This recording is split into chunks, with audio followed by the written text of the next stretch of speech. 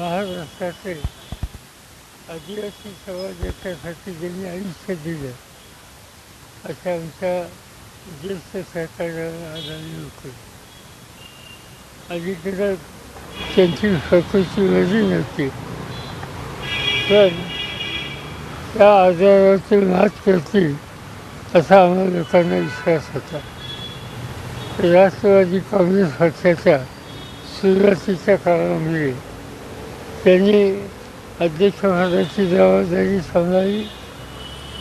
महाराष्ट्राच्या विधानसभेमध्ये विरोधी पक्षाचे नेते म्हणून त्यांनी अतिशय उत्तम काम केलं आणि शासनामध्ये काम करायची संधी मिळाल्यानंतर त्यांच्याकडे आदिवासी विभाग आणि अन्य काही खाती याची जबाबदारी सोपवलेली होती.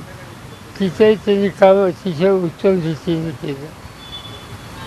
शेतकऱ्यांच्या भाषणातसुद्धा अतिशय आस्थापूर्वक त्यांचं योगदान होतं.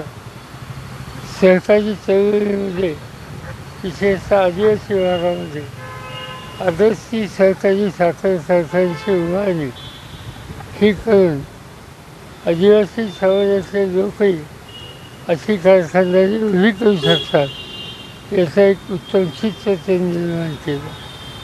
आणि त्यामुळे विविध क्षेत्रामध्ये ते सहकार असेल, शिक्षण असेल, शेतीचं असेल, दलित आणि आदिवासी असेल, या सगळ्या क्षेत्रामध्ये महाराष्ट्राचं त्यांचं योगदान.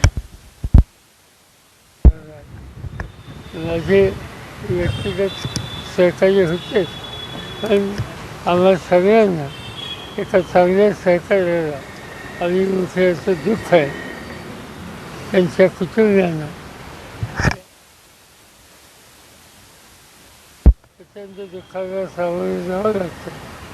त्यांचे चिरंजीव वैभव आणि बाकी कुटुंब यांना परमेश्वर हे दुःख सहन करण्याच्यासाठी शक्ती देव आणि त्यांनी उभ्या आयुष्यात जे काम केलं त्याची नोंद महाराष्ट्र आणि विशेषतः उपेक्षित समाज कायम करेल याचा मला पूर्ण विश्वास आहे. मी अंतःकरणापासून त्यांना श्रद्धांजली अर्पण करतो. त्यांच्यासोबतची वेगळी आठवण, कारण खूप काय गोष्टी आता काय सांगायचं. म्हणजे विरोधी पक्ष नेते होते, राष्ट्रवादी काँग्रेसची आम्ही स्थापना केली. त्या सुरुवातीला ज्या लोकांनी हा पक्ष उभा करण्याच्यासाठी प्रचंड कष्ट केले त्याच्यामध्ये मधुकरांचा हा उल्लेख करावा लागेल. आणि मधुकरा राजकीय पक्षाचं काम जसं करत होतं तशा अनेक संस्थांची उभारणी हे सुद्धा त्यांचे वैशिष्ट्य होतं. आणि म्हणूनच आम्ही आणि महाराष्ट्र एका कर्तृत्वान आदिवासी नेत्याला म्हणतो.